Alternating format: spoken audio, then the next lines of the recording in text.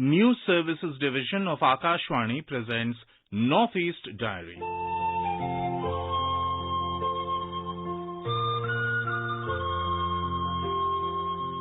Good evening. Welcome to this edition of Northeast Diary as we explore the northeastern part of India. It gets intriguing to know about it in each episode.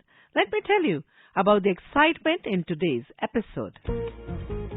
Today we bring an exclusive interview with Karen Hepthomi, an esteemed restaurateur based in Delhi, whose unique vision and culinary flair have earned her widespread acclaim in the realm of Naga cuisine. We will also bring a report from Sikkim, where a multidisciplinary team has launched a critical study on high-risk glacial lakes. This initiative aims to assess potential flooding threats and protect local communities. But for now, let's go to Manipur, where Krishna Janmashtami was celebrated with great fervor and joy.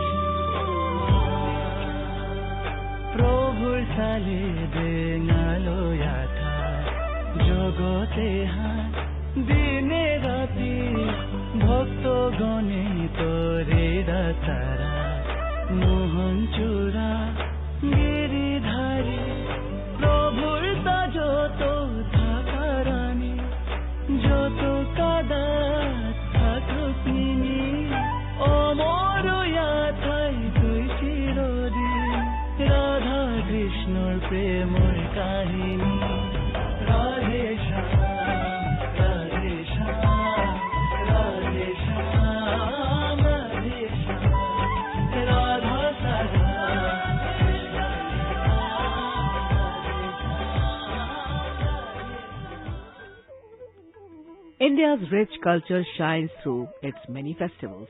One special celebration is Krishna Janmashtami, which marks the birth of Lord Krishna. This year, the festival took place on Monday, August 26th and was observed across the nation. In Manipur, the festivities were particularly vibrant. To give us an insight into the celebrations in the state, let us turn to our Imphal correspondent, J.J. Thokchung. Manipur is inhabited by various communities practicing different religions. According to the 2011 census of India, more than 41% of Manipur's population practice Hinduism, becoming one of the largest religious community of the state. Most Hindus in Manipur are Meitei people who live in the Imphal Valley and other plain districts. Therefore, the festival of Hinduism are popular in the state and celebrated in grand manner. Among the festival is Krishna Janmashtami, and it was celebrated across the valley districts last Monday, especially at Shri Shri Govindaji Temple and Iskol Temple situated in Imphal city. In the early morning, huge numbers of devotees visited these temples and performed puja and prayer to Lord Krishna. While visiting these temples, the devotees also bought flowers, especially lotus, fresh vegetable and fruits and other edible items to offer to the Lord. Most of the women wore traditional dress, while men folk wore dhoti or kurta on the occasion.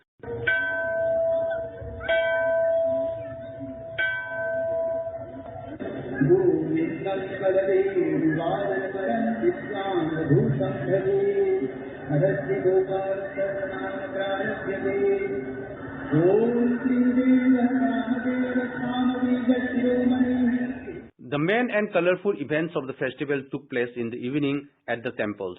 Various troops performed cultural items and prasad was distributed to the devotees. All the devotees participated in the songs and hymns dedicated to Lord Krishna, and Leela on the life of Lord was played by the artists.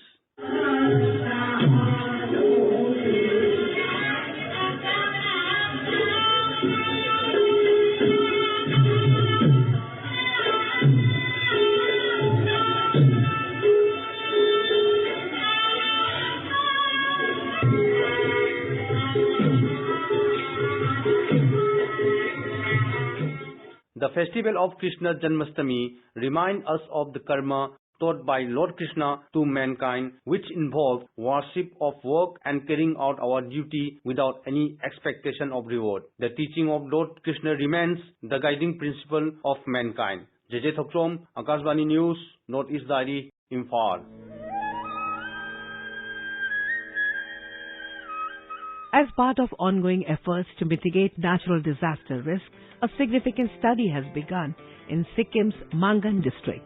This multidisciplinary team is assessing the safety of high-risk glacial lakes to prevent potential flooding threats. Our Gangtok correspondent Billy Ramdulal brings more details of this important expedition in this report. Our glacial lake susceptibility study and community outreach expedition has begun in Mangan district, scheduled from August 28 to September 14. This study focused on 5 high-risk glacial lakes: Khangchung-cho, Gurudongmar Lake, ABC, and Shakucho. This initiative is led by the Sikkim State Disaster Management Authority (SSDMA) and the Department of Science and Technology, involving 6 state government departments. Experts from Sikkim University, the Geological Survey of India, and the Central Water Commission are also participating. The Indian Army and Indo-Tibetan Border Police are providing support for the expedition. Sandeep Tambe, Secretary of Science and Technology, informed that Sikkim has identified 16 high-risk lakes, with 13 located in Mangan district and 3 in Gejin district. So just to give you a quick glimpse of what we are going to do. So we are going to do very high-tech studies to understand the geology of the lake, understand the glacier, understand the slope stability, understand the probability of avalanches and glaciers, understand the hydrology of the lake.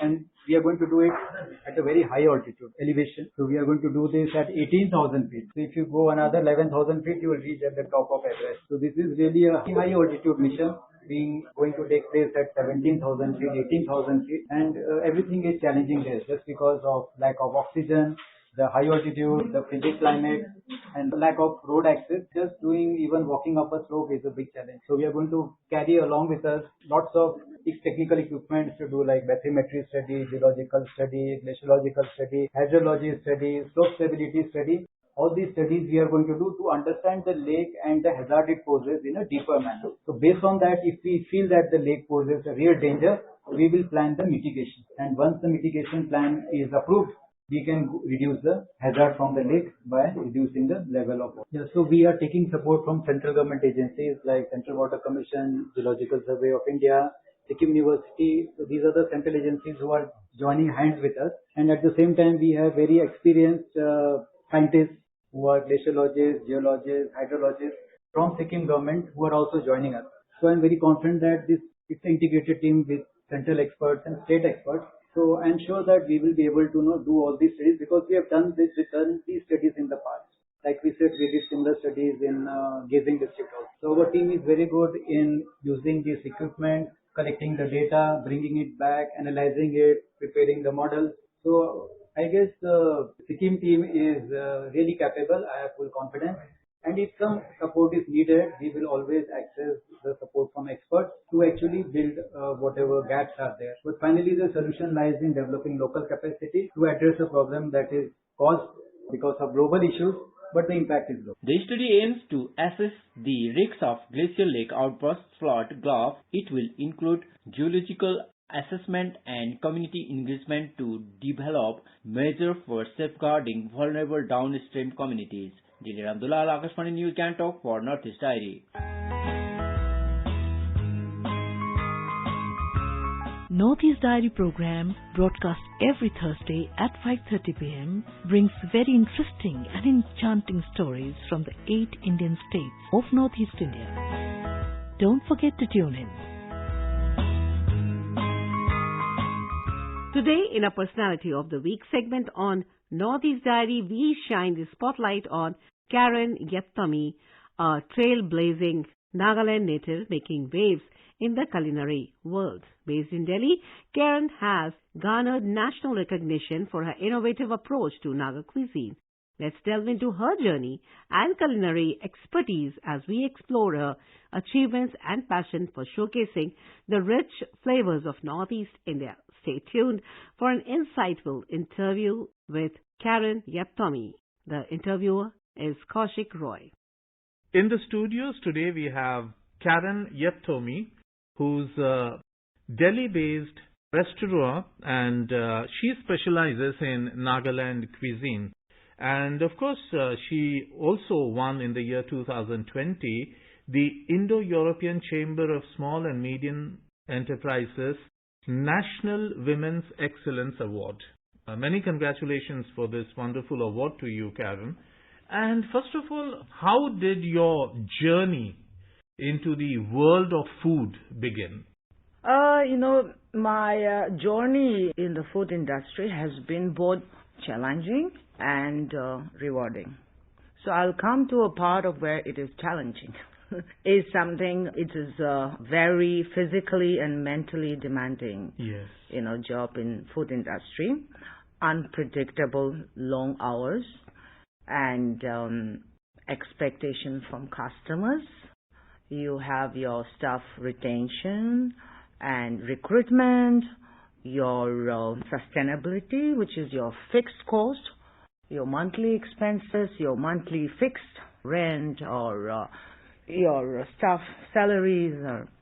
There's so much of challenging, but the rewarding part, I would say, is that, when I see my guests who come to dine into Zuku, and when I see them so happy, their soul is literally it's like smiling. I could see, Right. It's worth the Yeah, so that's when the sacrifice that exactly you make. the long hours that you are spending in your kitchen, but that's something, the joy and satisfaction that you get from your customers.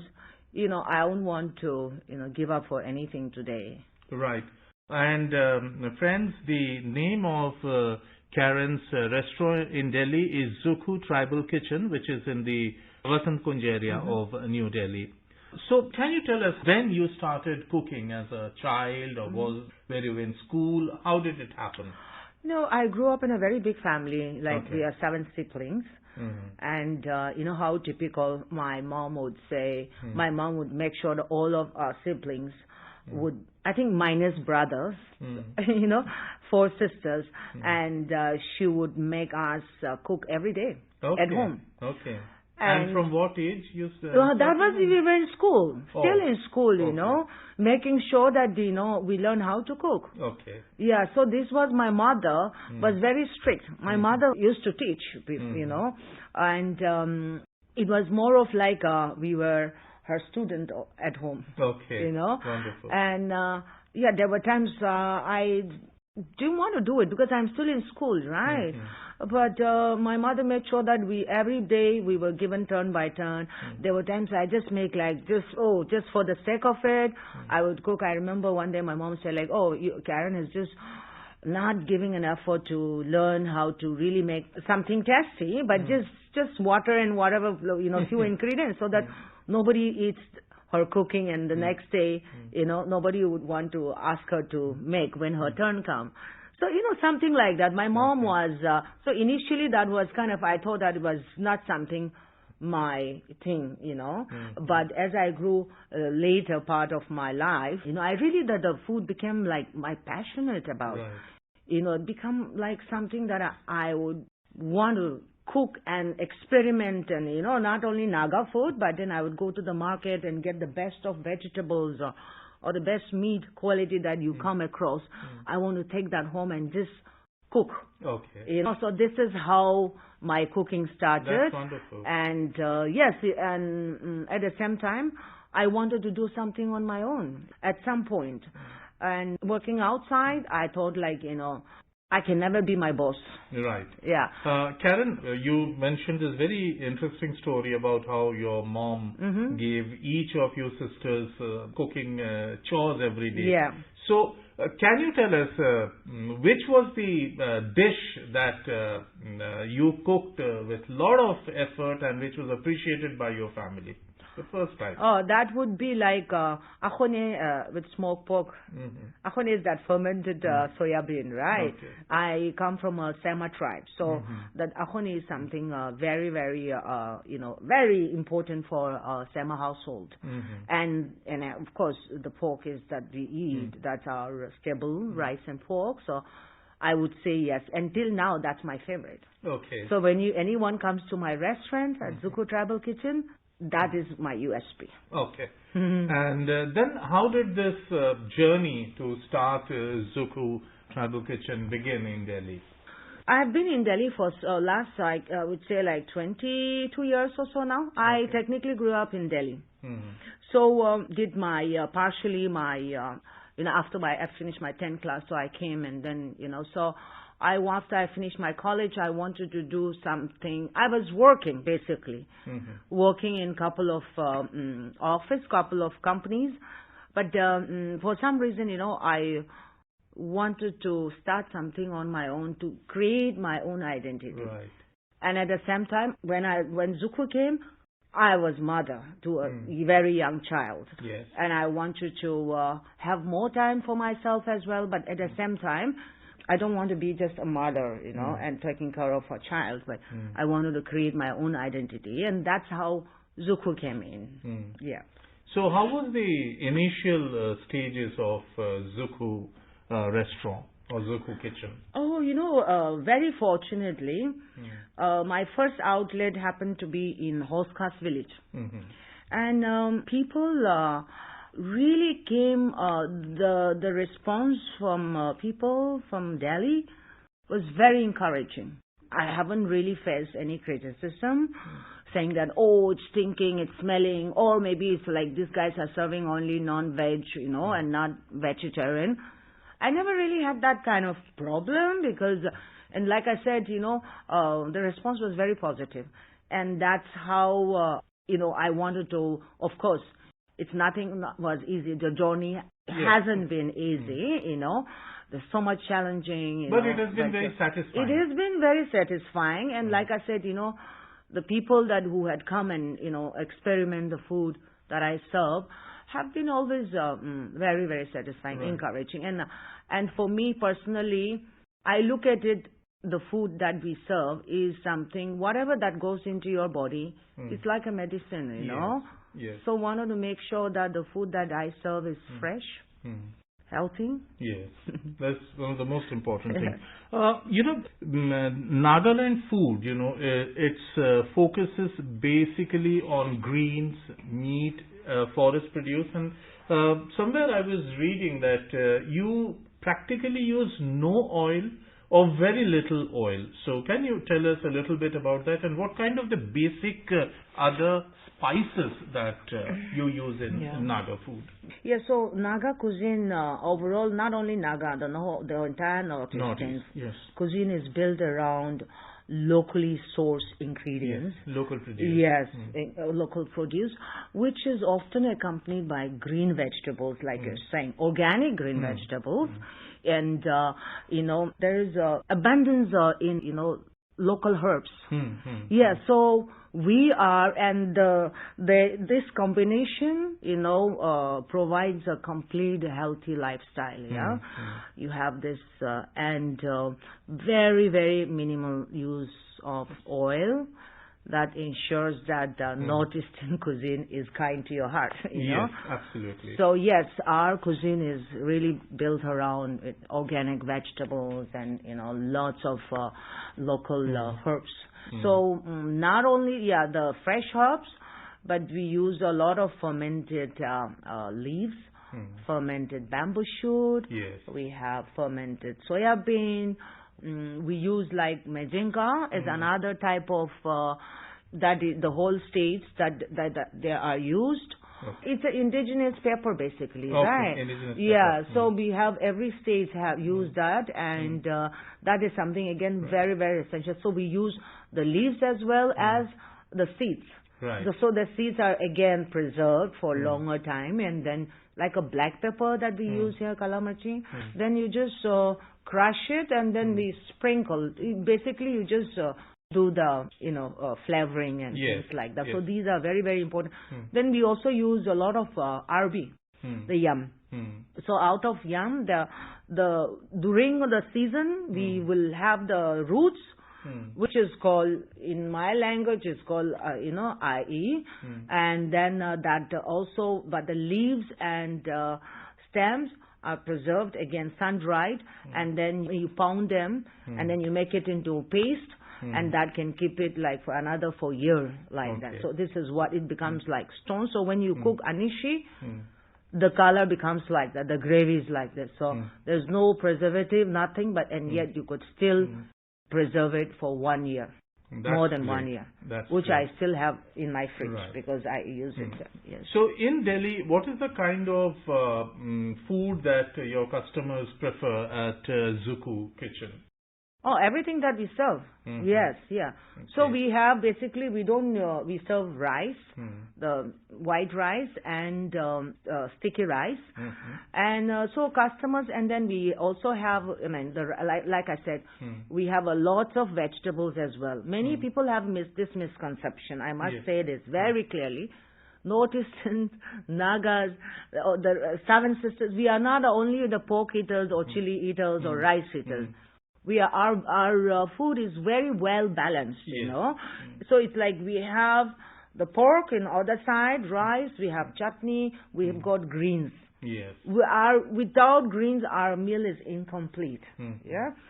So we have a lot of green vegetables, seasonal green vegetables, which is just a little bit of salt, a pinch of salt, nothing, no masala, nothing, just a pinch of salt, and that is side. It's So cooked a lot in of very people, healthy way. very healthy way. So a lot of people now, the guests who comes, they look for, they're not Northeastern. A lot of our guests from the corporate crowd, expat community, there you have the embassy community. So we have everyone who comes there, they know that we have a very simple menu. So we have a fish with bamboo shoots. We've got, chicken stew, Naga stew. So chicken is again cooked without a drop of oil. You put a lot of vegetables in it. So it's a stew basically, right? And fish is cooked with bamboo shoot and a lot of herbs again. Are you no also oil. in your restaurant using the vegetables and other, as you said, the organic, the herbs and all, which come in directly from Nagaland? course, How of do you course. source it? There's a flight every day. There's a direct flight now. In especially in Dico, if you are sending, let's say, 50 kilos or 100 kilos, they give you very good rates. Yeah, so we outsource it like You that get way. all the produce fresh from Nagaland? Yes. Okay. And at the same time now, thankfully, a lot of Manipuri girls are very, very enterprising now. So you do get, if we are short of it, we do get some of them here in Delhi itself, yeah, which is quite convenient now, yes.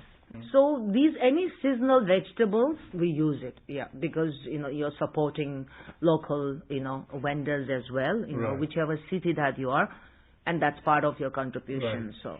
It is always said that a person who loves cooking for others has very simple food habits. So can you tell what are the kind of food that you yourself enjoy? Oh, to be honest, I like every cuisine, Okay. So I can eat something simple, yes. I can just make anything like tuck, to open your fridge. Okay. And I can just use ginger, garlic, garlic, and chili. Okay. And some meat and some fish also I can make it. Okay. And because what happens that here, especially in our country, we tend to use a lot of masalas, okay? In one curry, you'll have about 15 to 20 different types of masalas. And that I find, this is only for me. For others, they like it that way, so I have no problem. But for me, if you ask me, I could only smell of the masala. So for me, if you ask me, I would just cook very few, like garlic, ginger, tomato, bas ho gaya. And I'll keep roasting it, Okay. and then I can sit alone on Christmas Eve also and just cook that simple food for 2-3 hours, a glass of wine, and I'm happy, and I tell myself, cheers, Okay. Yes, That's so wonderful. that is something that over the years, I learned to enjoy the simple food, Right. very simple that you make. So Right. don't have to be very Karen, sophisticated. Nagaland is also known for its lovely music, and dance. We all know that. And so, can you tell us of any particular music that you love the most, and what kind of music do you enjoy? And I think music is my first love, if you ask me. Yeah, music. Of course, the food is my first love as well. I think I have two first and lovers. So one would be the food, and other one would be music. You see, in Nagaland we grew up listening, music, either be folk music or all these soft rock music is what we grew up listening. So if you ask me my favorite song, Naga songs, then I would say there's a musician called Alobo. He sang this beautiful song called Kumsujulo. Yeah, this is a beautiful song. I really like this song.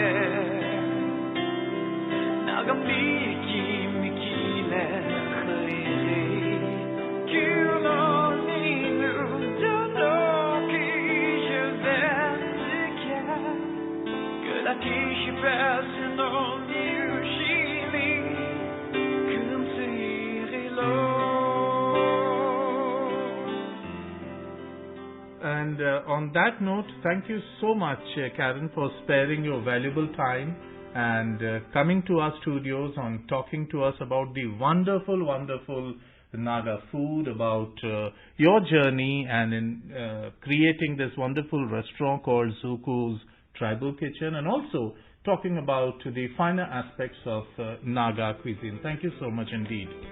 So that was Kaushik Roy in conversation with Karen Yepthomi. And now with that, we come to the end of this edition of Northeast Diary. Do join us next week to hear more stories from this enchanting part of India. Until then, goodbye.